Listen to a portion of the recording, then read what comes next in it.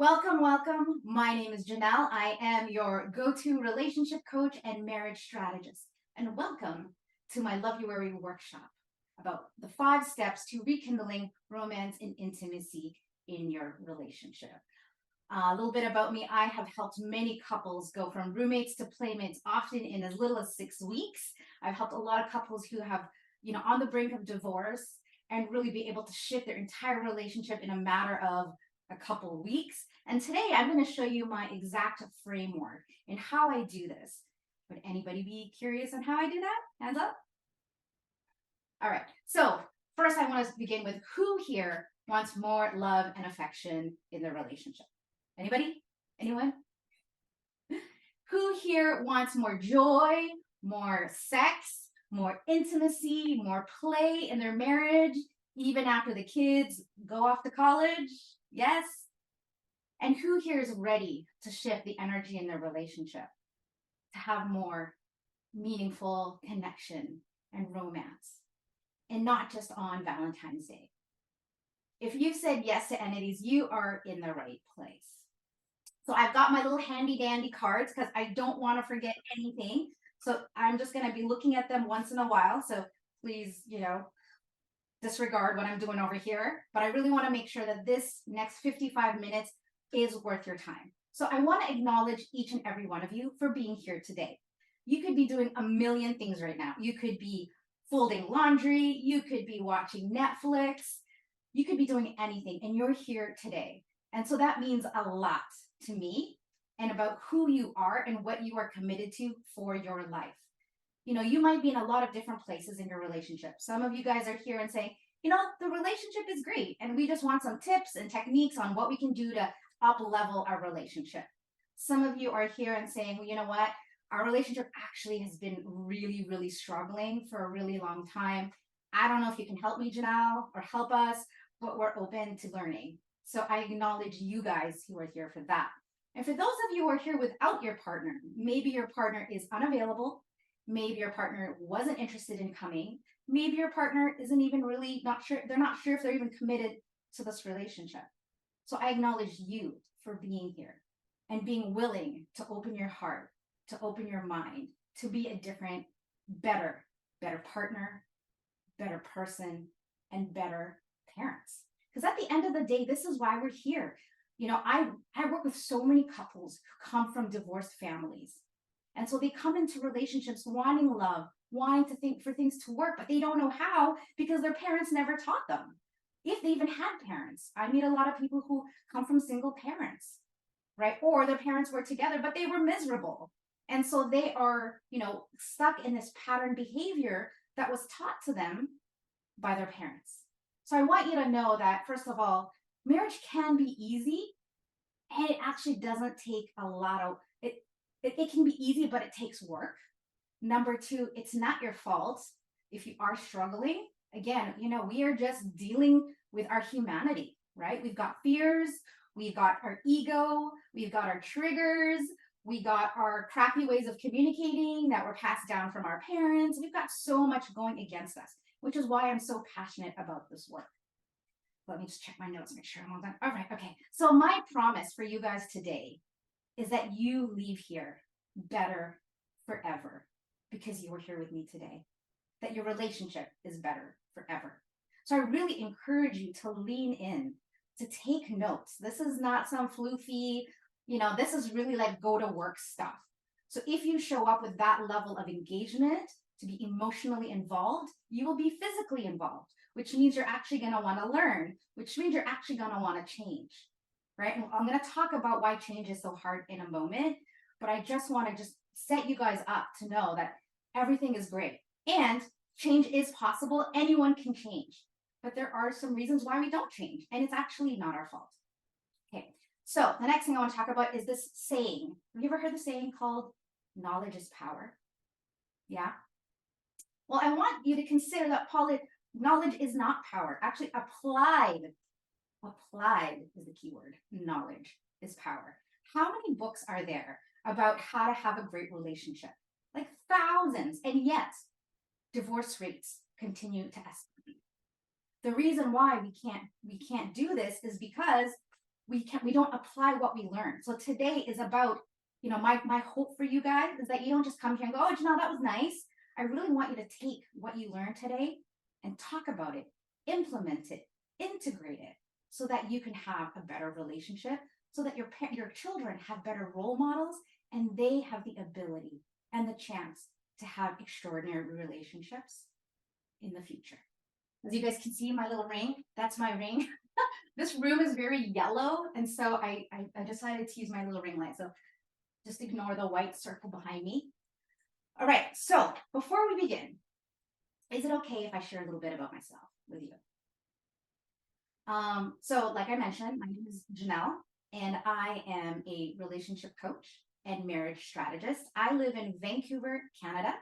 For my American neighbors, that is 2 hours north of Seattle. So I'm on the West Coast, and I live in the most beautiful place. There are mountains, there are oceans. We have Whistler just a couple hours from here, and I get to live with my amazing husband and my little dog Ellie. Unfortunately, we were not able to have children, and we created a really extraordinary life. Mike and I have been together for 18 years, and we have the most deepest, most vulnerable, most playful, most honest relationship I could ever imagine. But it wasn't going to go that way. And I'm going to share a little bit about that later. But I just want to share that, he's my teacher, he's my inspiration, and I'm going to share a little bit about, what he's taught me and how I use these techniques with my clients. So on that note, let me just check what I'm doing here. All right, so my mission is to bring love and healing to families, to end generational trauma. Because if we think about our own stuff, our own emotional wounds and trauma, they came from our parents. And like I mentioned earlier, a lot of my clients come from divorced parents. And so I'm really committed to changing that. Because you know what I'm really scared of, you guys? I had a client once who said to me, my 10-year-old daughter never wants to get married. How sad is that? We're creating a culture of children who are scared to get married, who are scared to have children. They would just rather make money because that's just easier. But let's be honest. We as humans, we're hardwired for connection. Why do we think that, suicide is increasing, right? All this gun violence, just so much violence in the world. And so we need to, first of all, heal ourselves. Because at the end of the day, we all talk about world peace, and yet we don't have peace in our own family. And if we go even another level underneath that, we don't even have peace within ourselves. Right? So this is why we're here today. Okay. So, I talked a little bit about my amazing marriage. And in the beginning, I used to be afraid to talk about my marriage because I didn't want people to think I was gloating or I was full of crap. But I realized that I want people to know it's possible. And it takes work. But, my life wasn't always this great.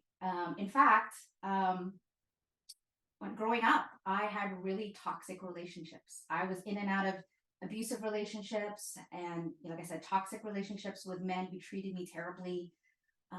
They would cheat, they would lie. It was really, really difficult growing up.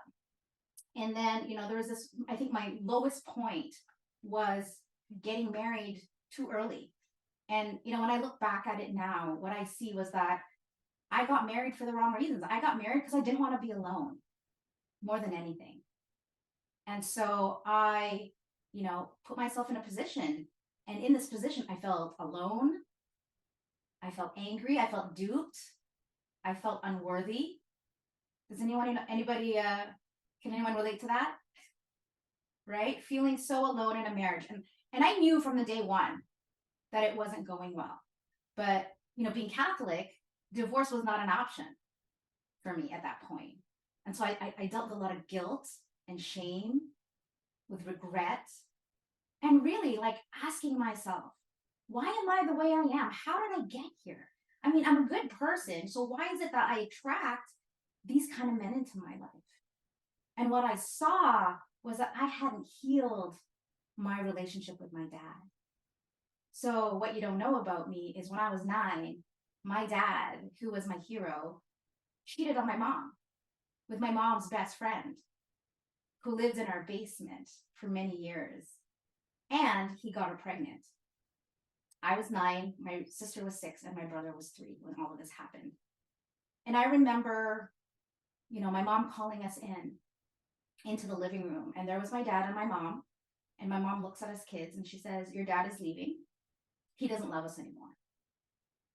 And my dad was a joker. And I remember watching him go down the stairs, waiting for him to turn around and say, "Ha ha, big joke."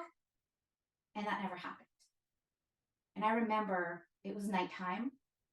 I remember it was winter. And I remember watching him go down the stairs into a brown car that I had never seen before. And so that really shook my world. It really made me question my dad's love for me. And it was the first time in my life where I felt life was dangerous and that I knew my life would never be the same. So fast forward, here I am, in this course that I do over 3.5 days. And this is where I discovered that I hadn't healed that thing with my dad. Sorry, before I get into that story, my dad does come back. So to finish that story, my dad does come back 3 years later. He comes back. And I remember during those 3 years, my most vivid memory was of my mom in church. Like every time we passed any church, she'd want to stop and pray. And I think she prayed for my dad to come back. And so 3 years later, he comes back and he says to my mom, "I'm sick and I need someone to take care of me. Will you forgive me?" And my mom said yes. And she totally forgave him.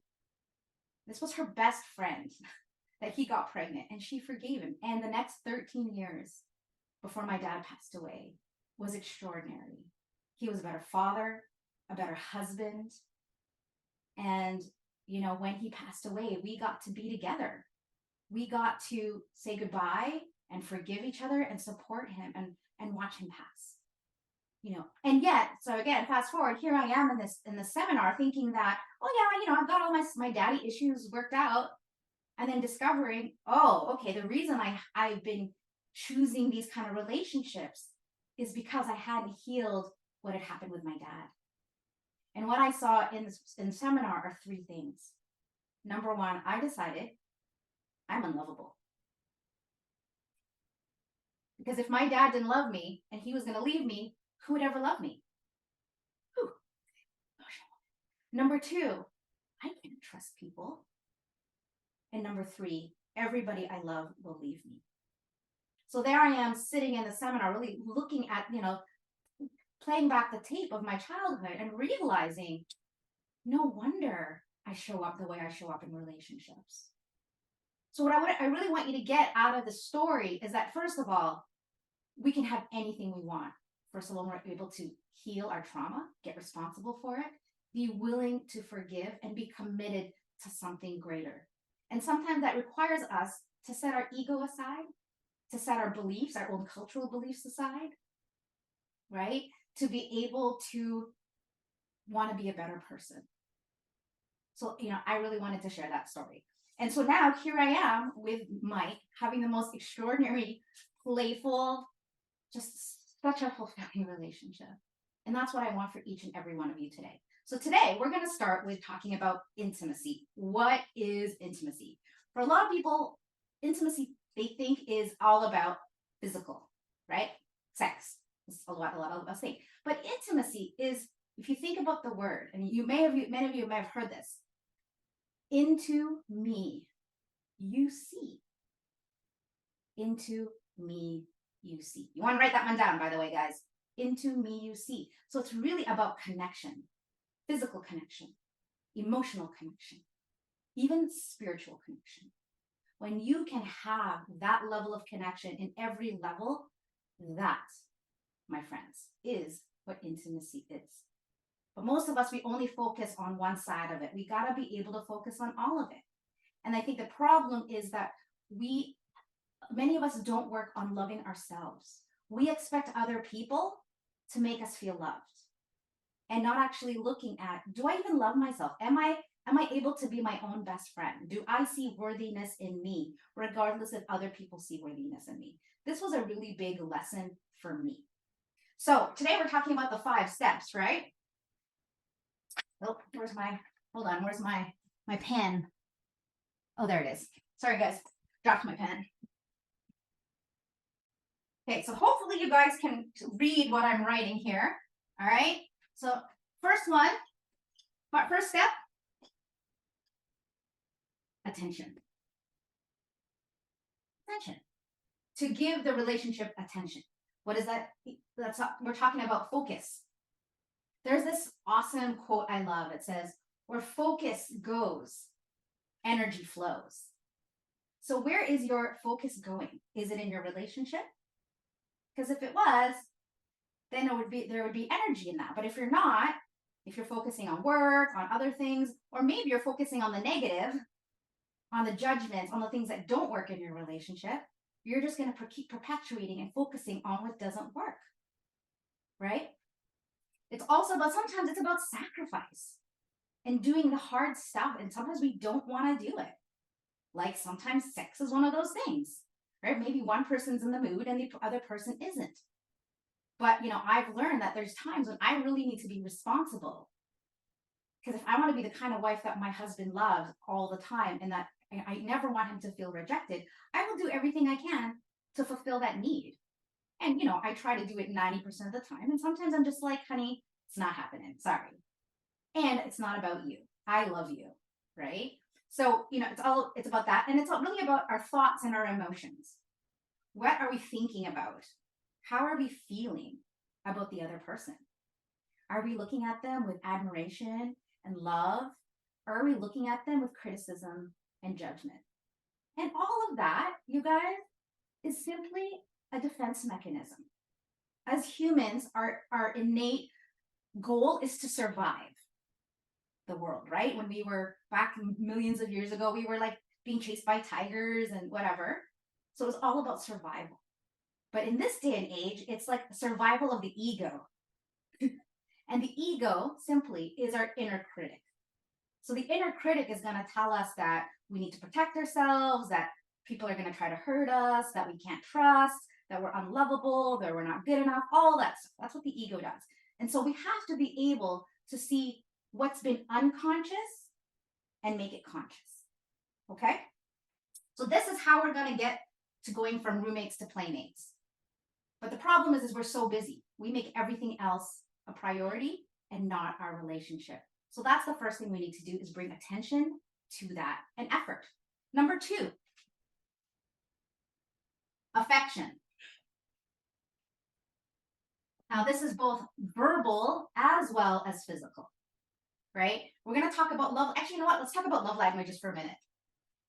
So I'm sure many of you have read the book or have heard about the book, but this is one of the core techniques, if you will, that I work with my clients right off the get-go because it's super simple, but highly effective.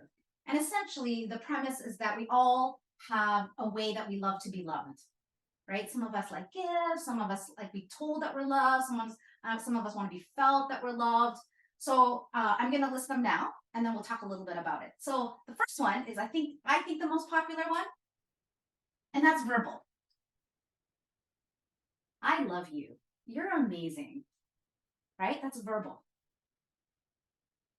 You're perfect. I tell my husband that all the time. Honey, you're so perfect. But there's nothing I would change about you, right? To be affirmed, to be validated. Number 1. Number 2, and this is mine, service. I love it. Like it warms my heart when my husband brings me coffee in the morning without me asking. I love it when he brings the groceries in. Like even though I go grocery shopping, as soon as he hears the garage door, he immediately runs down to help me with my bags. Even if it's just one bag, he's right there. When he makes dinner, because I have to work late because I've got a late client, and for him to do that without me asking. To me, that's how I feel loved. But not everybody's the same. Number 3, quality time. Right? Just to be near each other. Number 4 is gifts. And gifts doesn't have to be anything huge. It can be Like my husband one time just left me this little like post-it note. And it just said, Janelle, I love you so much. The big heart. To me, that's a gift. I kept that, no joke, for like 5 years. It was so cute. And number 5, physical touch. And of course, that includes everything from kissing to foreplay to hugs to kisses, all of it, and sex, right? Anything that is of a physical nature is that one. In my experience, I deal with a lot of couples that deal with infidelity, and usually this is missing and this is missing, and quality time too. But a lot of people who are often married, someone who's a very high physical touch, it marries someone who's not a high sex drive person, and so this creates a lot of feelings of rejection and failure. And so that's why I wanted to mention earlier that even though we don't have matching love languages with our partner, it is really important to first of all know what your love language is, and then to know what your partner's love language is. Because here's the cool thing about love languages. We all have this, right? We all have it in kind of percentages, but typically we have a primary and a secondary. So there's one that's super, super important, and then there's a close second. So guys, write this down if you're not writing this down, okay? And you want to ask yourself, if you're not sure what yours is, you want to ask yourself, what would I want more of in my relationship? What do I feel like I could never have enough of? And if I had it, it would just completely change everything. So if you say, oh, you never spend time with me. We never kiss and hug anymore. You never tell me you love me. I don't feel appreciated. Right? So you want to just notice that. And I invite you, if you're here with your partner, to really ask them, what of these 5 do they feel like they don't get enough of? And that's how you know. And the cool thing about love languages is you only have to focus on the primary and the secondary. You don't have to do all 5. And so maybe, like, let's say this was my ranking. Maybe I'll spend, 80%, well, maybe not 80, maybe 70% here, maybe 20% here, and then maybe 5, 5, 5, something like that. But then you're not having to exude so much energy in all these places that don't matter. Like, I know my ex was all about gifts, and he would be in the garage for till 11 o'clock at night, building whatever he's building. And then he would come out and be like, ta-da, I made you a bookcase. And I'm like, okay, I didn't ask for one. And you haven't been around for 2 weeks, but cool bookcase, right? It wasn't my love language. I wanted him to be around. I wanted to do stuff with him. And I wanted him to tell me he loved me. I wanted him to tell me that I was beautiful and that I mattered. So going back to these 5, so we've got 2 down. Number 3 is appreciation.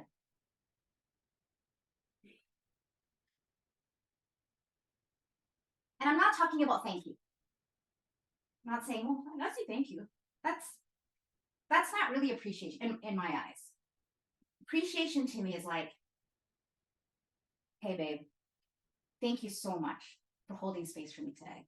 I know I wasn't in a great mood, and you really were there for me, and you didn't get triggered, and you held me. And so I really appreciate that. And I think you're the best. That kind of appreciation. To feel seen, to be heard, to know you matter, to know they care, to know that you're important. These are all very basic human needs that we sometimes, again, when we're not paying attention, when we're not giving it attention, we forget. So that's really what appreciation is. And again, it comes back to love languages, right? This is how we feel appreciated. This is how we feel loved, right? And I want you guys to all remember this is something I always think about with my husband. There is a 5-year-old in all of us that just wants to be loved, that just wants to be accepted, right? And yeah, we screw up. My thing is I'm super forgetful. I'm an entrepreneur. I have a bazillion things on my brain, and my husband will ask me to do something, or he'll ask me a question, and I say yes without even really thinking about like what the question was. And then I'm like, what did you ask me? He's like, but you said yes. I'm like, I know, I don't even know what I said yes to. And yet he continually loves me, forgives me, has compassion for me. And so, one of the beautiful things that my husband and I have in our relationship is a no blame policy. We do not blame each other for anything. We are a team through and through. And so we don't get in these stupid fights. I can't even remember the last time we got in a big fight. It's been years, literally.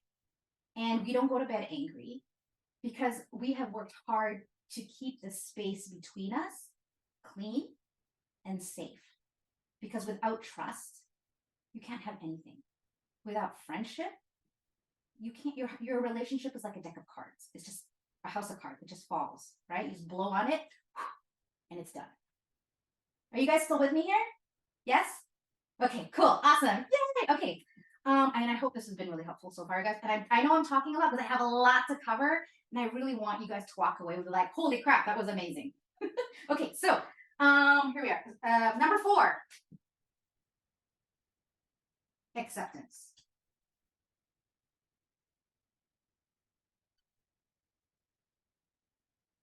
This is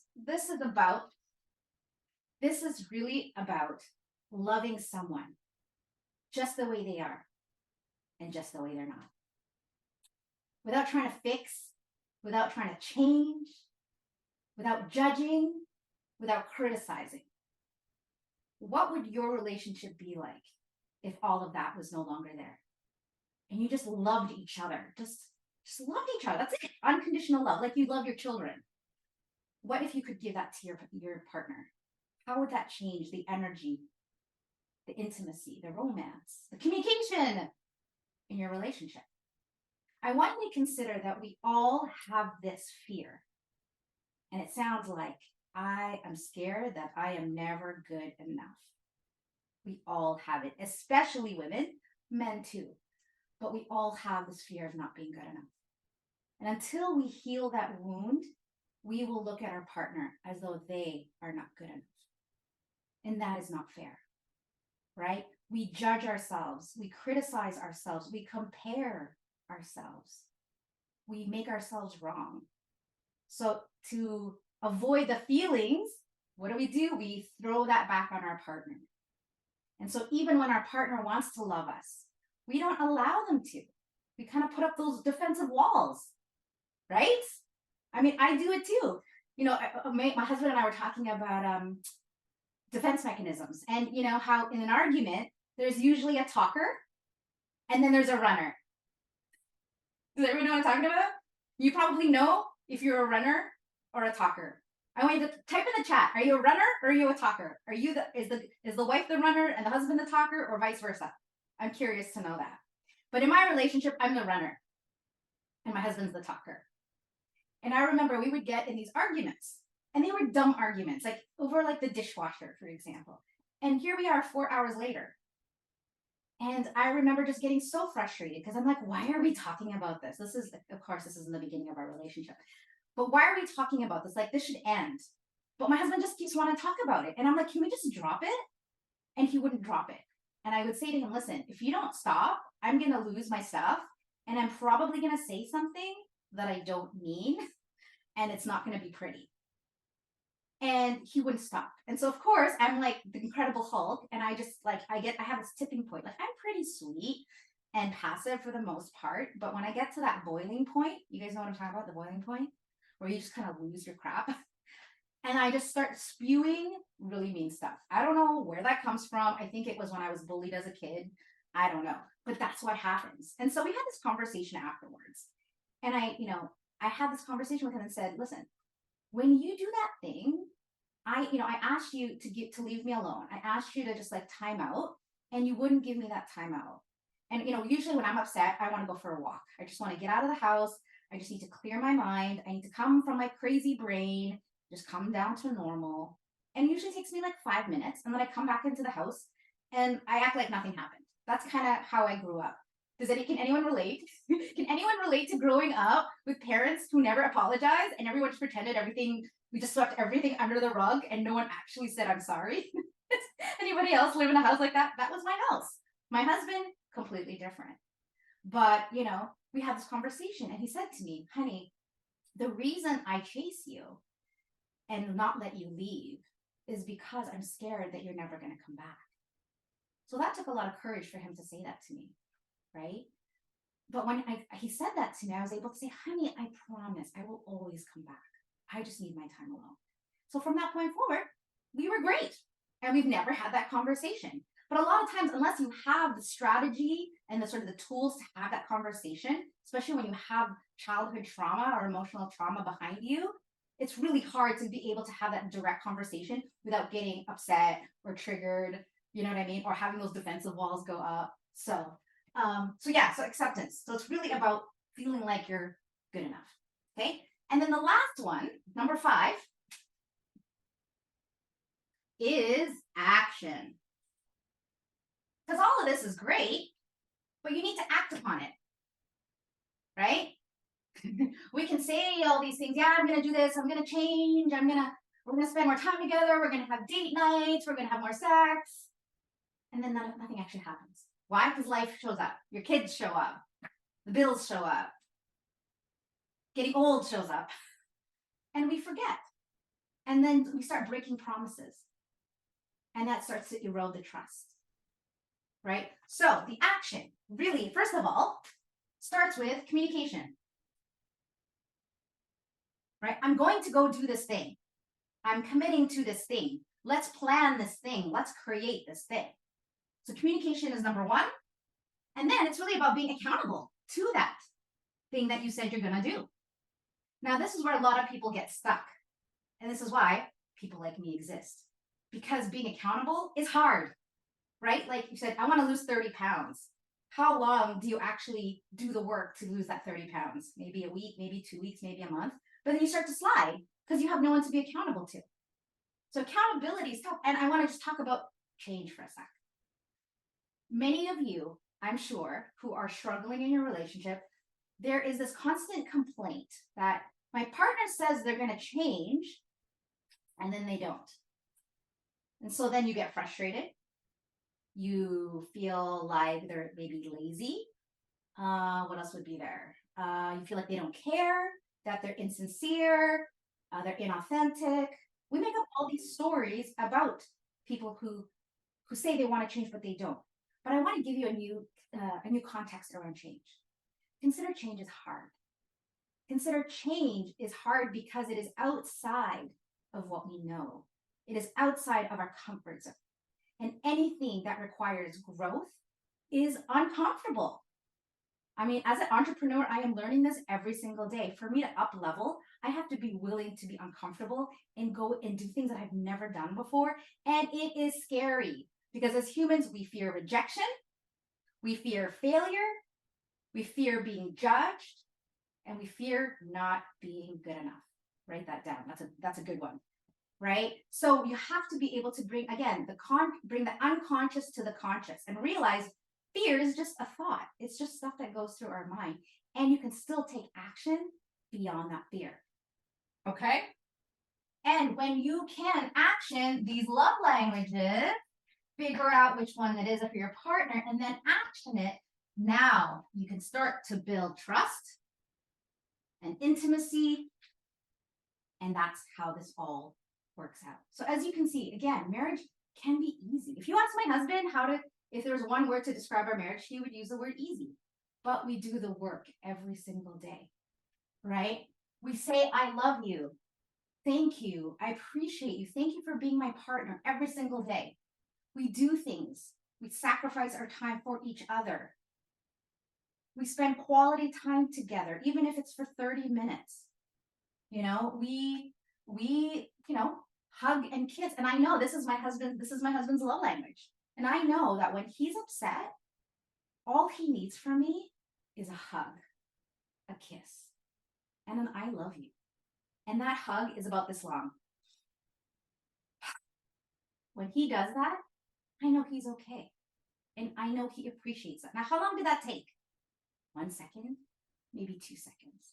So I want you to consider that it doesn't matter how busy you are, you have time to show your partner appreciation and love every single day. But you have to be really intentional about it. Does that make sense, everybody? Is everyone still following me? Is this helpful? Are you guys learning anything?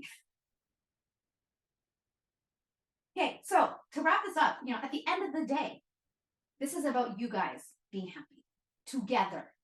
Why did you guys decide to be together? To share a life together, right? And if you have children, this is a bigger reason. Because listen, your children are watching you, even if they're little, they can feel your energy. And it's your job as parents to make them feel safe in your home. And when divorce happens, that is the destruction of safety.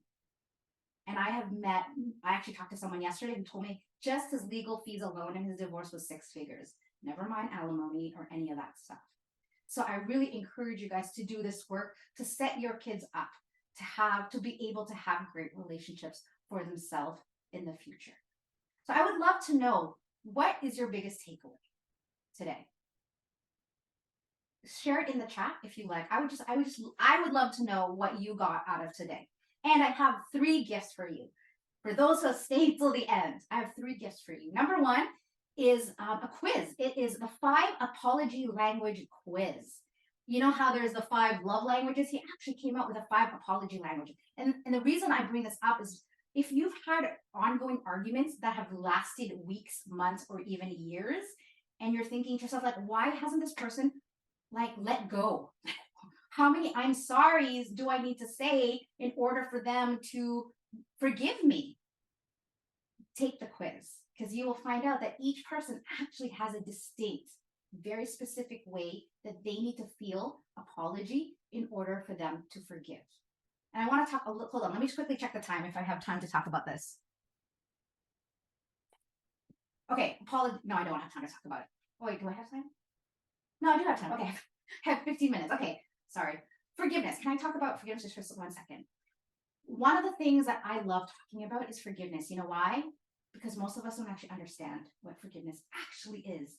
We think that forgiveness is about letting someone off the hook, about saying that what they did was okay, or that we have to have a relationship with them if we're going to forgive them. But that's actually not what forgiveness is. Forgiveness is not about them at all. Forgiveness is about you. You having freedom from pain, from suffering that someone else's actions created. And so the forgiveness actually starts with forgiving yourself. Because here's the thing, guys, you cannot forgive other people if you don't know what forgiveness is for yourself. That same thing goes for love. That same thing goes for compassion. If you don't love yourself, how are you going to love other people? Right? So that's bonus gift number 1. Number 2 gift is this amazing massage video. I swear, my husband has big hands, and I love massages. And I didn't want anything super fancy. I kind of just wanted someone just gonna rub my back to feel his hands on my back. I found this really great video. It's 8 or 10 minutes. So for those of you who have husbands that don't have don't know how to do it, or they're really hard, this is an amazing video. So I'm going to share it. It's from YouTube, but I'm going to share that video. And the 3rd gift that I have for each of you is a strategy call with me. So Juliet, can you put it in the link in the chat? I'm going to share with you guys my booking link. And for being here today, I'm going to gift each of you an hour of my time. No strings attached. And we're going to talk about, what are your goals? What are the challenges? Why are you the way you are? We're going to talk about what your love languages are and create a strategy, a game plan that you can implement and integrate. And if you want to get there faster and easier and you would love my support, we can talk about that too. But this hour is really about giving you the game plan. Okay? So if Juliet, if you can put that link in. If you can't get into the chat right now, maybe you're on your phone or you're like, where's the chat? Just email me and I'll send you the link. My email is info@saveourmarriage.ca. Again, that's info@saveourmarriage.ca.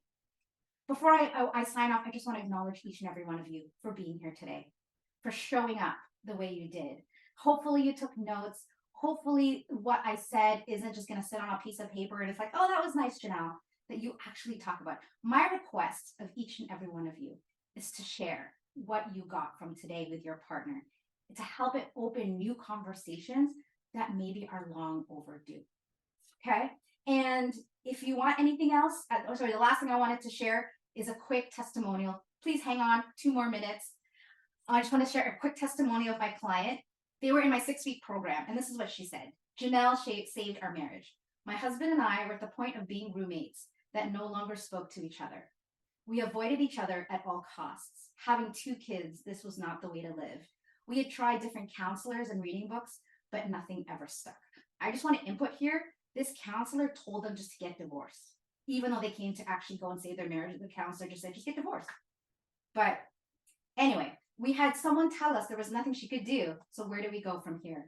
A friend recommended Janelle, and I will be forever grateful. The discussions and homework, yes, I give homework, was actually something that I look forward to. My marriage is stronger, my family is happier, and I forever am grateful to Janelle. And her friend who referred her said, Janelle deserves 10 stars for the way she made me see my husband again and changed my entire perspective.